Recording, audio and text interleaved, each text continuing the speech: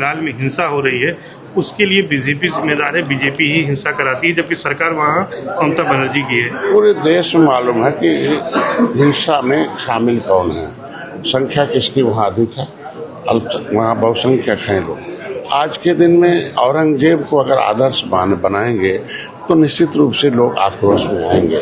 फिर से आप चाहते हैं कि औरंगजेब को तो भगा दिया हमारे लोगों ने, मुगलों को भगा दिया, फिर मुगलों को ही आदर्श मानकर लोगों पर राजनीति करेंगे तो निश्चित रूप से आक्रोश आएगा। इसकी जिम्मेदार तो समाजवादी पार्टी है। निश्चित रूप से आज जब होगा इलेक्शन तो वोट से निश्चित रूप से जनता जनार्दन है, जज है, वो अपने आप इसीलिए सत्ता से दूर कर रहे हैं। अच्छा, समाजवादी पार्टी के राज्यसभा सांसद है रामजीलाल सुमन, राणा सांगा पर उन्होंने पहले विवादित बयान दिया। अब एक बयान दिया है, एक बच्ची के साथ रेप हुआ, दलित बच्ची के साथ नाबालिग है, उस पर कह रहे हैं ये कोई बड़ी बात नहीं है। हालांकि अखिलेश यादव परिवार से भी मिले, कुछ मुआवजे की बात कही, ऐसे बयान क्यों दे रहे हैं?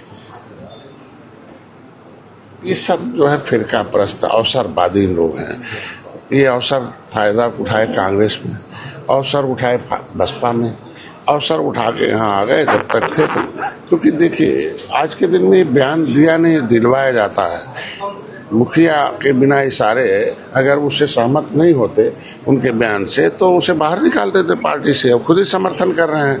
तो राणा सांगा कभी ऐसे ही अमर सिंह के खिलाफ आजम खां से बयान दिलवाया जाता था, डायन है, ये है, वो है, इनकी जुबान काट लेनी चाहिए अमर सिंह की, उनकी बेटी बहन को पेट्रोल से डाल देना चाहिए।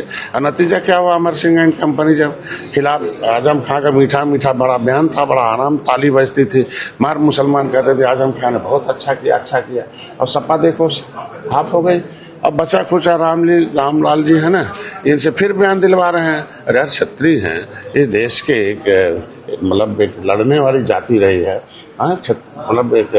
मतलब गौरवशाली इतिहास रहा क्षत्रियों का। ऐसा थोड़ी है, लड़ाई कौन लड़ा था?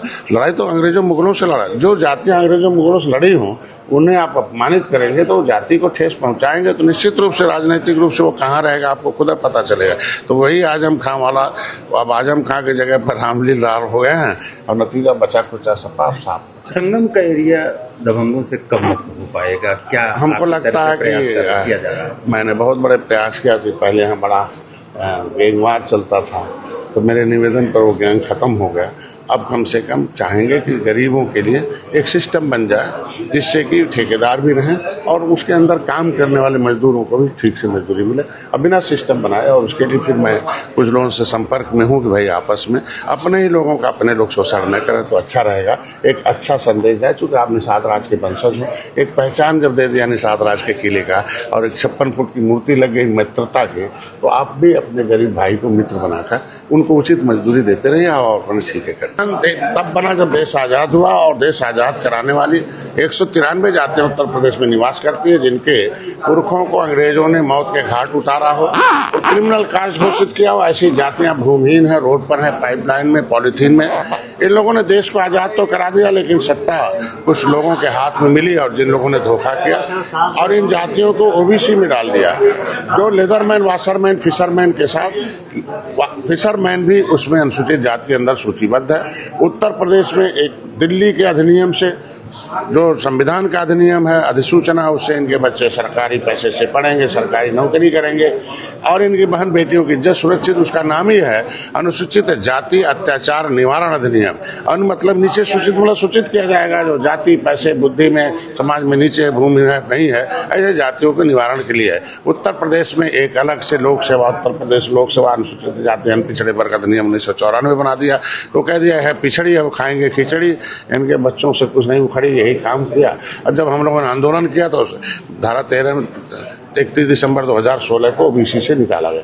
तो ओबीसी से राज्यपाल ने हमें संशोधन करके निकाल दिया, तो अब हमें अनुसूचित जाति का मिल है।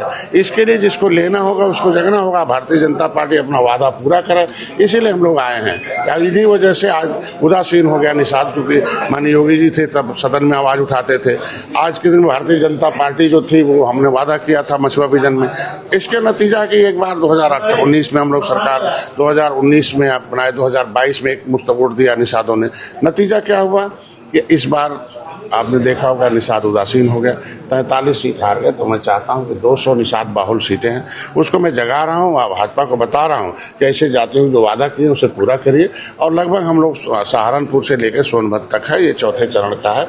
अब खाली अब इलाहाबाद मंडल और मिर्जापुर मंडल बचा हुआ, उसके बाद फिर हम लोग विधानसभा में जाएंगे। जब तक इनका जिनको लेना है उनको जगा रहा हूं, और जिनको बताना, चूंकि शिक्षा को भी देखिए, अशिक्षा जो ऐसी चीज है कि जो आज के दिन में इनका शिक्षा मिलता अनुसूचित जाति अधिनियम में है, तो शिक्षा इन्हें मिल जाए, रोजगार मिल जाए, तो ये इसलिए इन्हें जगा रहा हूं, बता रहा हूं, बस और कुछ नहीं है। संविधान में अधिकार जिस तरीके लेदरमैन ने लिया, वाशरमैन ने लिया, फिशरमैन भी अपना अधिकार ले। चलिए, दावेदारी आपकी 200 सीटों की होगी। 200 सीटें हम साथ इकट्ठा कर रहे हैं कि वो वोट लें। 50,000 से ऊपर हमारा वोट है। वो ये विभिन्न जातियों में बटे थे अंग्रेजों से लड़ने के नाते, केवट मल्ला बिंद कश्यप कहार दीवार रैकवार बात हम, लेकिन निषाद राज के किले पर लाकर उन्हें दिखाकर एक किया कि आपके पुरखों ने मुगलों अंग्रेजों से लड़ा उजड़ा है, अगर बसना है तो अगर कानून बनाकर अंग्रेजों ने उजाड़ा है तो कानून बना हुआ है आपको बसाने के लिए आगे, तो उसको लेने के लिए एक हो गए हैं। तो इसे 200 सीटें नहीं लड़ेंगे, लेकिन हम वो 200 सीटें जितवाने की व्यवस्था रखते हैं। तो अगर हम उसको जीत देंगे तो निश्चित रूप से सीट भी देगी और इनके बच्चों का भविष्य भी दिखेगा। अच्छा, जो शिंगवेरपुर धाम में विकास हुआ है उसके बाद जो मस्जिद है उसको हटाने की लगातार आप मांग कर रहे हैं, लेकिन कोई कार्रवाई होती नहीं दिख रही है। थोड़ा समय लगता है। अभी तो पहले जंगल में मस्जिद छुपा रखा था, फिर बढ़ा कर कई एकड़ में कर लिया। तो मान जहां मुख्यमंत्री खुद आ गए हों, प्रधानमंत्री आ गए हों और प्रधानमंत्री मुख्यमंत्री के संज्ञान में जो मामले आ जाते हैं तो उसको हल होने की संभावना बढ़ जाती है जल्दी से। तो हमको लगता है जिस मुख्यमंत्री के संज्ञान में वो खुद इस काम को बोल गए हैं कि निश्चित रूप से, तो जिस नियम के तहत ऐसे कब्जे हुए हैं उस नियम को ही बदला जा रहा है और निश्चित रूप से लोकतांत्रिक ढंग से उस मस्जिद को हटाने का प्रयास कर रहे हैं। अभी भी मांग कर रहे हैं हटाने की? निश्चित रूप से वो तो हटाया जाएगा। अगर नहीं हटाएंगे तो गुस्से में आते हैं लोग, संख्या बढ़ रही है, आज फिर लाखों हो गई है, कभी करोड़ों हो जाएगी निषाद की संख्या। और करोड़ों हो जाएगा तो चाहे कानून भी तोड़ सकते हैं।